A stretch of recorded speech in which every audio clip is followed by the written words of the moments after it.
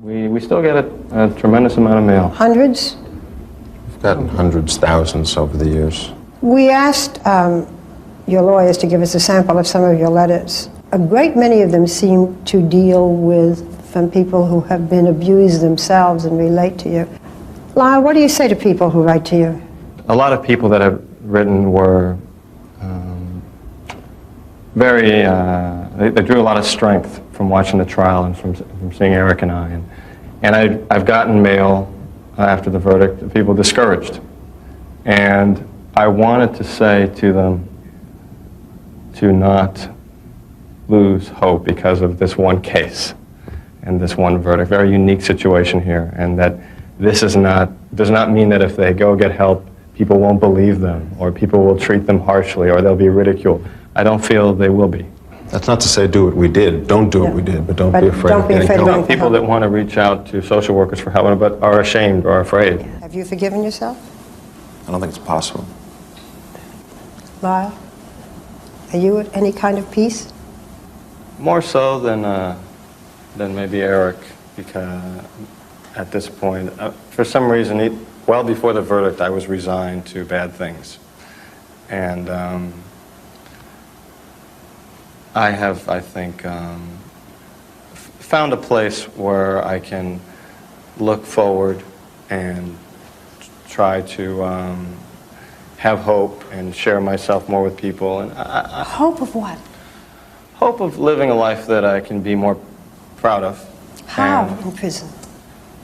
You're confined, but there must be, even just in writing, people that need help. If you can help them and convince a single person that has been through our situation that the last thing in the world they should do is act out violently, then you find meaning in your life.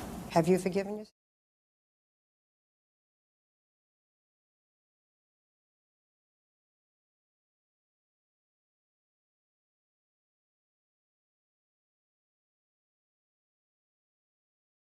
That's fantastic. That's wonderful. Thank you. Didn't you also start a group for Life Without prisoners? I started two groups. One was to help prisoners who have sex abuse in their childhood history, bringing doctors in to work with them, getting them to write out their stories and become comfortable with that, because not coming to grips with what happened to you as a child can cause you to victimize others. And that, it's a cycle of abuse. So trying to help break that. So I formed a group that works with that subject. And then I formed a group of guys that are in similar situations, my brother and I, where we have life without the possibility of parole, but we're all what's considered youth offenders, meaning the crime occurred before age 25. My brother and I were on the low end of that with 21 and 18. And so we kind of get together as a group and try to keep each other out of trouble and help mentor other inmates and use our time, our experience in prison to help others who are going to be getting out. And so, that's been very rewarding. Yeah. How do you keep your spirits high? I know you keep yourself very busy. You are a very busy person, even though you're in prison. But how do you keep emotionally from not looking at the horror forever, Right. And that's a good question, because suicide rates in prison are not good. Mental health issues in prison, depression, anxiety disorders, and other things are high. But my brother and I, for me, it's family connection. I stay very close to my family, my extended family. I've been married also 20 years, and to my wife, Rebecca. So just family connection is one way. And the other is just realizing that the suffering that Eric and I maybe experience in prison is just unavoidable, right? There's nothing we can really do about that, but we can find fulfillment in sort of a shared experience with others and finding productive ways to use that experience, especially myself with a abuse history. There's so many guys in here with abuse histories, and I have strong connection to the abuse community outside the prison. So I have a large Facebook page and public figure page in my name that my family runs, I have, I respond through mail. So I'm very connected in that way. So all of those things together sort of create a support for me. Yeah, right. And, I'm hoping also that if Eric and I are released, that I've already talked to the administration about continuing my work within the prisons, being able to come back and continue to work with people here, guys here, and on this project, rehabilitative project here to redesign the yards. I would love to do that. Now, you mentioned just before that you never thought there would be a chance of you getting out. And now with this habeas and this new evidence, there truly is. And have you and your brother discussed what that might be like for you to get out? Right. I haven't done it. I know you say, you should will it into existence, you know what I mean? And you talk about that, and I get that. But it's a lot harder to do your time in prison when you're focused on being out of prison.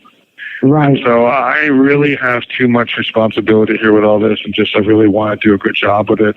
And so I try not to get distracted. I try not to do that too much. And then, of course, you never know if you live in a world that isn't as fair as you hope. And so I try to stay focused here, but it is hard not to be hopeful. But my brother and I have not, purposely, I think, not really discussed it. Yeah, it must be hard to hope in there. Just even hard to, as you say, you got to focus on this minute, stay present. This call and your telephone number will be monitored and recorded. Yes. But it would be amazing to have another chapter of life. And like I said, I have talked to corrections to try to see if I could continue to do the work I'm doing here, because that's what I've been doing for 20 years to 30 years. So I'd like to use that experience and keep helping here. And the answer I've gotten is yes, absolutely. There are some people I've met who've spent time in prison, and when they're out or imagine getting out, they don't want anything to do with it ever again.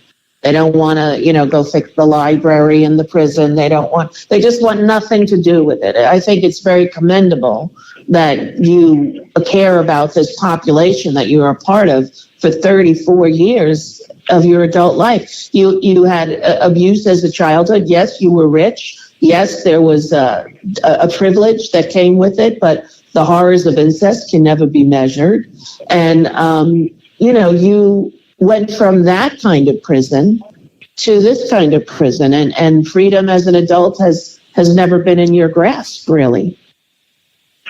Yeah, and exactly. That was all beautifully said. And prison is about the men that are here. There are a lot of them, they've done some terrible things, and they are doing, California has pretty long, harsh sentences. And so a lot of them are just not the same people they were in their early 20s. And right. So many guys here were like 17, 18, 19, 20, and now they're in their 50s. And they should be, most of them will have a chance to get out. And so what kind of person do you want living next to you out there, So I feel like I don't think it's a good idea for me to turn my back on the men here and corrections here just because I've been released. That doesn't sound right. It doesn't feel right. And so I would like to continue to use that experience to work on recidivism rates and rehabilitation in prison. I think I can do it, and I'm just happy that there's support for that. I really think there's tremendous support for you out here, Lyle. And I have shared our friendship with a lot of my friends, and all but one was very interested in hearing who is the man that I have come to know is, and I am happy to say that you have become a true, real friend, and I always believed what you said. I saw your brother and you testify, and I knew that there was no actor in the world who could act that unless they had lived it, and you're not even an actor. So, but I could see you as a speaker. I could see you writing a book about your experience. I could see you continuing to help in the corrections world, and you have not wasted a moment of your life in there, Lyle, and it's quite impressive. Well, you have your time on earth that you have, and I just feel like I just didn't want to hide in the shadows of with all the publicity and so on. I know that there are guys that do that, and I just felt like, you know what, Lyle, do something with your life that's, productive. Be a part of this community, help. And it's been great fulfillment, so I want to continue that. I think you do that. I think it's very obvious, and so that's one of the reasons that I wanted to do the podcast with you and befriend you. And I don't know if you mentioned it on the podcast, but I wrote you way back in the early '90s. Or That's right. 96, I think it was. Yeah. 96, yeah, it's right when my show was on. Right. And I had a feeling that you had a similar history that I had in some ways. I just could feel it for some reason. And survivors are connected like that. I completely agree with you. I completely agree. Yeah. And you're hypervigilant. This call and your telephone number will be monitored and recorded. The hypervigilance that you develop in a house with that going on, continues after you're out of the house, but it's still a mind game, hypervigilant. How's everyone's mood? Who's where? What's happening? It's a very corrosive, corrupting, and devastating situation in so many homes in this country. And it's a problem that we ignore largely, and we ignore it more when it happens to boys, and it does happen to boys. Tragically, it's a very American story now. Yeah. I mean, the vast majority of children who are incested do not kill their parents, but about 300 kids a year in this country kill their parents. And even more parents kill their children. And it's something we can't turn a blind eye to, Well, it's just countless shattered lives. And how that life shatters, it could be homicide, but it could also be suicide. It could be a life of drug addiction. It could be a life of being in battering relationships. It could be a life of battering others because you're acting out from it. So the way the lives get shattered vary. And of course, we've re-experienced the fact that when an abuse victim actually, it ends up in a homicide and they've killed the perpetrator, or they've killed their abuser, whether it be a battered woman or a child. They do, the justice system is sometimes very unforgiving with it in the mitigation of it. It's something that they've just sort of coming to terms with now much better than in the 90s. Yes. But, I think it's a huge problem in the country, and so I have experienced it with just an outpouring of people who, it was one of the reasons I testified. One of the reasons was to just give voice to what happened to me, because so many people were writing me saying they were afraid to talk. Right. And I knew they would be listening. I kept a letter from a sex abuse, or actually a rape victim, in my pocket while I testified the whole time. And it just gave me strength. And there's just such a deep connection in the country with that community, but they're still suffering. And there needs to be a continued appreciation for what victims go through. Yes. And better outreach to help them, right? Because nobody helped them. Really, there's so much going on in families, your own the same, where people are not, you have to help when you see something. You have to stop it early. Yeah. It shouldn't end up like Eric and I. Without a doubt. Well, listen, I am fully 100% supportive of you, and I'm waiting to hear what happens with this. You have 60 seconds remaining. I want to thank you, Lyle, for doing this today. You'll come back and do it again.